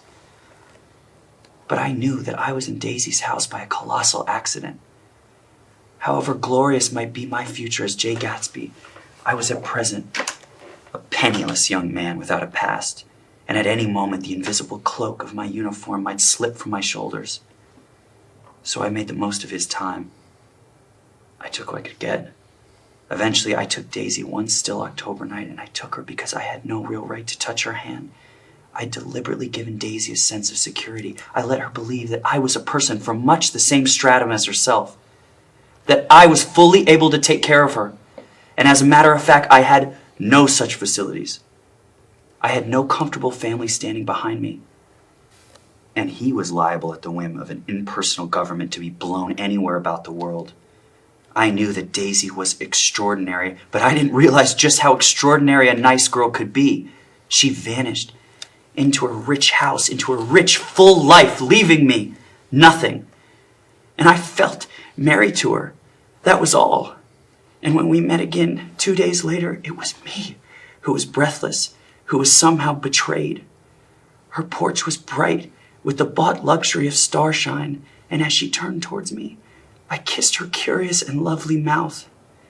She'd caught a cold, and it made her voice huskier and more charming than ever, and I was overwhelmingly aware of the youth and mystery that wealth imprisons and preserves, of the freshness of many clothes, and of Daisy, gleaming like silver, safe and proud above the hot struggles of the poor. I can't describe to you how surprised I was to find out that I loved her, old sport. I did extraordinarily well in the war. I was a captain before I went to the front. After the armistice, I tried frantically to get home, but some complication or misunderstanding sent me to Oxford instead. And I was worried. There was a quality of nervous despair in Daisy's letters. She didn't see why you couldn't come. She was feeling the pressure of the world outside, and she wanted to see you and feel your presence beside her and be reassured that she was doing the right thing after all. A force took shape in the middle of spring with the arrival of Tom Buchanan. I don't think she ever loved him. You must remember, old sport, she was very excited this afternoon. He told her those things in a way that frightened her, that made it look as if I was some kind of cheap sharper, and the result was she hardly knew what she was saying. Of course, she might have loved him just for a minute when they were first married, and loved me even more then. Do you see? In any case, it was just personal. So anyways, after she married, I spent a year as a clam digger until an instinct led me to a Lutheran college in southern Minnesota. But after 2 weeks, the janitor's work dragged, and I went to the docks only to find Dan Cody anchoring his yacht on the shore. Cody was 50 years old then. It was due to Cody that I drank so little, for he formed the habit of leaving liquor alone. And it was from Cody that I inherited my money, a legacy of $25,000. But I do not understand the legal device used against me, as what remained of the millions went to a Miss Ella Kay, a lover who was with him the week before his premature death. I was left with my education. I'm going to drain the pool today, Mr. Gatsby. Leaves will start falling pretty soon, and then there's always trouble with the pipes. Don't do it today. You know, old sport, I've never used that pool all summer. 12 minutes to my train. The truth is, I've already missed my train 2 times because I don't want to leave. I'll call you up. Do, old sport. I suppose Daisy will call too. I suppose so. Well, goodbye. They're a rotten crowd. You're worth the whole damn bunch put together. I've always been glad I said that. It was the only compliment I ever gave him because I disapproved of him from beginning to end. First, he nodded politely, and then his face broke into that radiant and understanding smile, as if we'd been in ecstatic cahoots on that fact all the time, and he had stood on those steps, concealing his incorruptible dream as he waved them goodbye. Interior, George's office, day. How long have you been married, George? Oh, come on there. Try and sit still a minute and answer my question. How long have you been married? 12 years. Ever had any children? Come on, George, sit still. I asked you a question. Did you ever have any children? Have you got a church you can go to sometimes, George? Maybe even if you haven't been there in a long time? Maybe I could call up on a church and get a priest to come over and he could talk to you, see? Don't belong to any. Well, you ought to belong to a church, George, for times like this. You must have gone to a church once. Didn't you just get married in a church? Listen, George. Hey. Listen to me. Didn't you get married in a church? That was a long time ago. Well, look. Look in the drawer there. A small, expensive dog leash made of leather and braided silver. How did you get a dog? Hey, I'm just trying to talk, George. Right? Did your wife buy you that? Oh my God! He murdered her! It was an accident, George. I'm one of these trusting fellows, and I don't think any harm to nobody. But when I get to know a thing, I know it. It was the man in that car. She ran out to speak to him, and he wouldn't stop. I spoke to her. I told her she might fool me, but she couldn't fool God. I told her to the window, and I said, God knows what you've been doing. Everything you've been doing, you may fool me, but you can't fool God. God sees everything. That's an advertisement. Michaelis went home to sleep. When he awoke 4 hours later and hurried back to the garage, Wilson was gone. His movements, he was on foot all the time, were afterward traced to Fort Roosevelt and then to Gad's Hill, where he bought a sandwich that he didn't eat and a cup of coffee. He must have been tired and walking slowly, for he didn't reach us until noon. Thus far, there was no difficulty in accounting for his time. There were boys who had seen a man acting sort of crazy. He spent that time going from garage to garage, thereabout inquiring for a yellow car.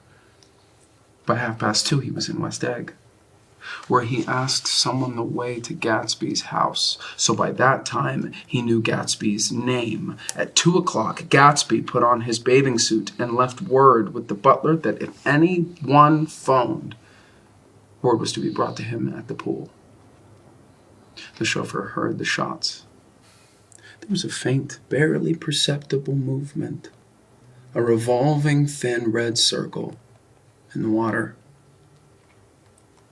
Perhaps Gatsby no longer cared. If that was true, he must have felt that he had lost the old warm world, paid a price for living too long with a single dream. It was after he started toward the house that the gardener saw Wilson's body a little way off in the grass, and the Holocaust was complete. Chapter 9. After 2 years, I remember the rest of that day and that night and the next day only as an endless drill of police and photographers and newspaper men in and out of Gatsby's front door. Someone with a positive manner, perhaps a detective, used the expression madman as he bent over Wilson's body that afternoon, and the adventitious authority of his voice set the key for the newspaper reports next morning. Most of those reports were a nightmare, grotesque, circumstantial, eager, and untrue. I found myself on Gatsby's side, and alone. I was responsible, because no one else was interested. Interested, I mean, with that intense personal interest to which everyone has some vague right at the end. I called up Daisy half an hour after we found him. Called her instinctively and without hesitation. But she and Tom had gone away early that afternoon, taking baggage with them. I think it was on the third day that a telegram signed Henry C. Gatz arrived from a town in Minnesota. It said only that the sender was leaving immediately and to postpone the funeral until he came. It was Gatsby's father, a solemn old man, very helpless and dismayed, bundled up in a long, cheap ulster against the warm September day. His eyes leaked continuously with excitement, and when I took the bag and umbrella from his hands, he was on the point of collapse. So I took him into the music room and made him sit down while I sent for something to eat. He wouldn't eat. And the glass of milk spilled from his trembling hand. I saw it in the Chicago newspaper. It was all in the Chicago newspaper. It started right away. I didn't know how to reach you. It was a madman. He must have been mad. I don't want anything. I'm all right now. Mr. Carraway. Carraway. Well, I'm all right now. Where have they got Jimmy?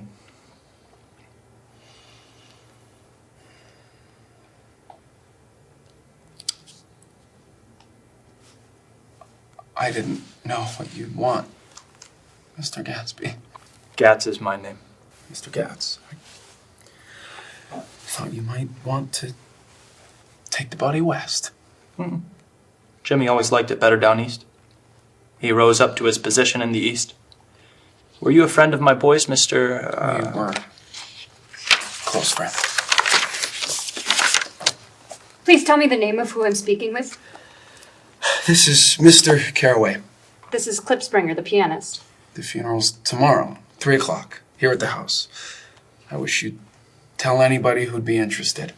What I called up about was a pair of shoes I left there. I wondered if it'd be too much trouble to have the butler send them on. You see, they're tennis shoes, and I'm sort of helpless without them. My address is care of BF. I didn't hear the rest of the name because I hung up the receiver. And so I went to Mayor Wolfsheim to see if he would support Gatsby to the end. Would you like a cigar? My memory goes back to when I first met him. A young major just out of the army and covered over with medals he'd got in the war. He was so hard up he had to keep on wearing his uniform because he couldn't buy some regular clothes. First time I saw him was when he come into Windbrenner's spool room at 43rd Street and asked for a job. He hadn't eaten anything for a couple of days. Come on, have some lunch with me, I said. He ate more than $4 worth of food, all in half an hour. Did you start him in the business? Start him? I made him. I raised him out of nothing, right out of the gutter. I saw right away he was a fine-appearing, gentlemanly young man. And when he told me he was at Oxford, I knew I could use him good. I got him to join up in the American Legion, and he used to stand high there, right off. He did some work for a client of mine up to Albany. We were so thick like that and everything, always together. Well, now he's dead. You were his closest friend, so I know you'll want to come to his funeral this afternoon. I'd like to come. Come, then. I can't do it. I can't get mixed up in it. When a man gets killed, I can't get mixed up in it in any way. I keep out. When I was a young man, it was different. If a friend of mine died, no matter how, I stuck with them to the end. You may think that's sentimental, but I mean it. To the bitter end. Let us learn to show our friendship for a man when he is alive, and not after he is dead. After that, my own rule is to let everything alone.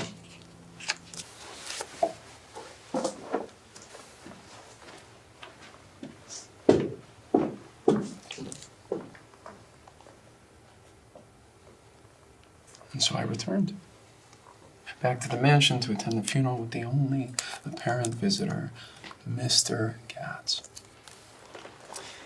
Jimmy sent me this picture. Look there.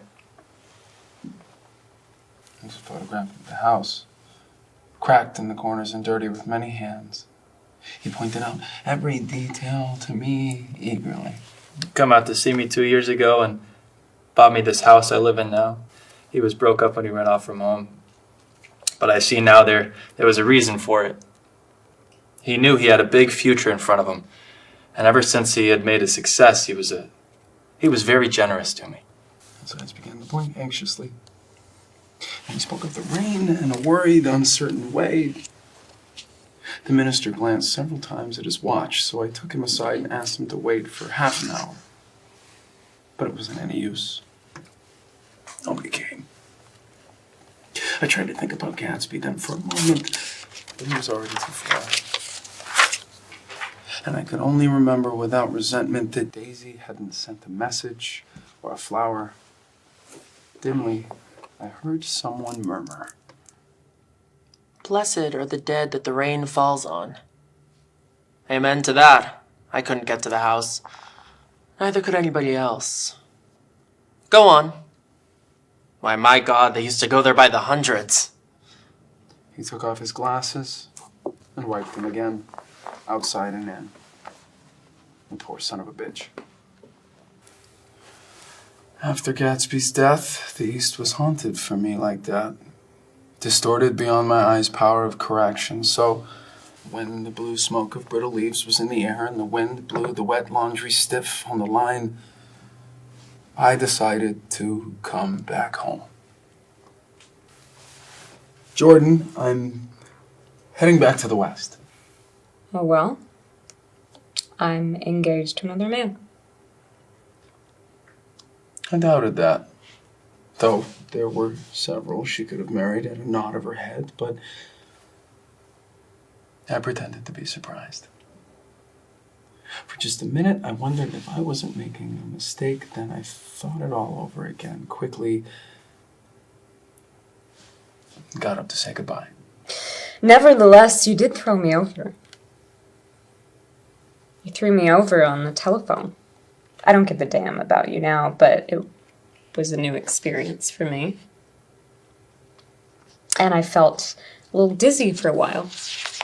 Oh, do you remember a conversation we had once about driving a car? Not exactly. You said a bad driver was only safe until she met another bad driver? Well, I met another bad driver, didn't I? I mean, it was careless of me to make such a wrong guess. I thought you were rather an honest, straightforward person. I thought it was your secret pride. I'm too old to lie to myself and call it on her. She didn't answer.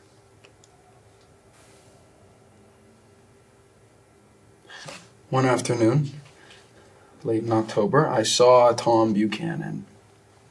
He was walking ahead of me along Fifth Avenue in his alert, aggressive way. What's the matter, Nick? You object to shaking hands with me? Yes. You know what I think of you. You're crazy, Nick. Crazy as hell. I don't know what's the matter with you. Tom, what did you say to Wilson that afternoon? I told him the truth. Came to the door while we were getting ready to leave. And when I sent down word that we weren't in, he tried to force his way upstairs. He was crazy enough to kill me if I hadn't told him who owned the car. His hand was on a revolver in his pocket every minute he was in the house. What if I did tell him? That fellow had it coming to him. He threw dust into your eyes just like he did in Daisy's. But he was a tough one. He ran over Myrtle like he'd run over a dog and never even stopped his car. That is not true. If you didn't think that I had my share of suffering, look here. When I went to give up that flat and saw that damn box of dog biscuits sitting there on the sideboard, I sat down and I cried like a baby. By God, it was awful.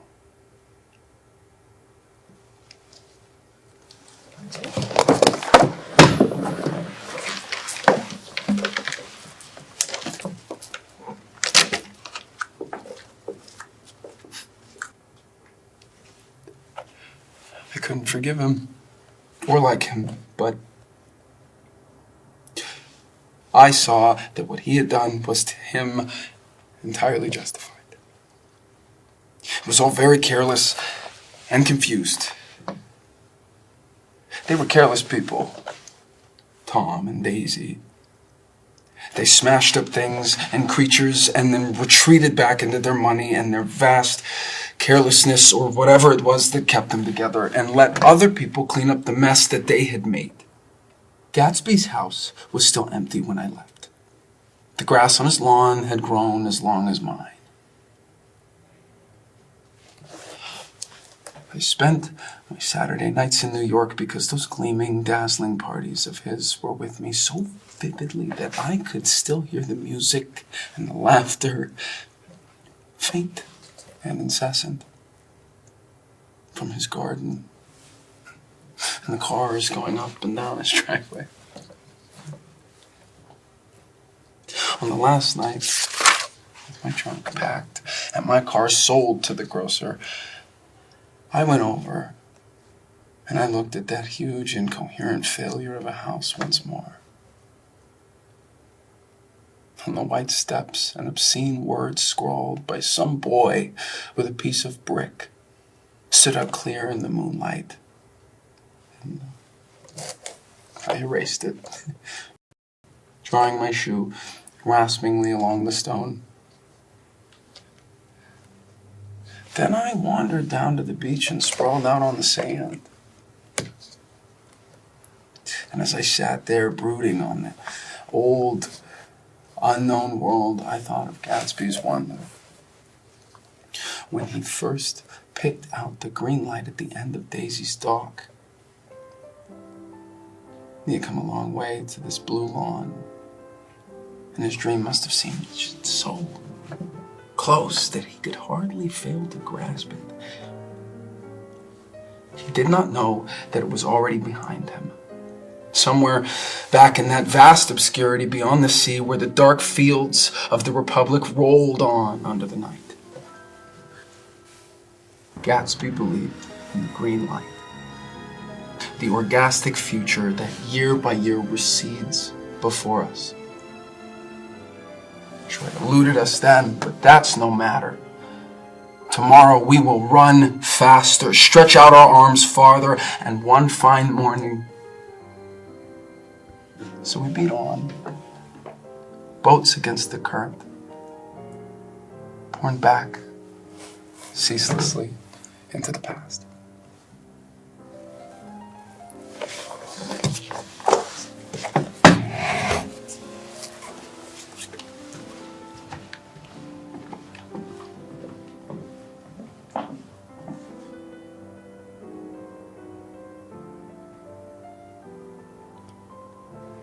The end. Thank you for watching The Great Gatsby. We hope that you enjoyed your time watching the play and also donated to the nonprofit we're supporting, AMFAR. AMFAR is a charity that was founded in 1985 and is dedicated to curing AIDS and has done tireless work. You can read all about them at actingforacause.org. Please don't forget to donate by visiting actingforacause.org, and we hope you enjoyed The Great Gatsby.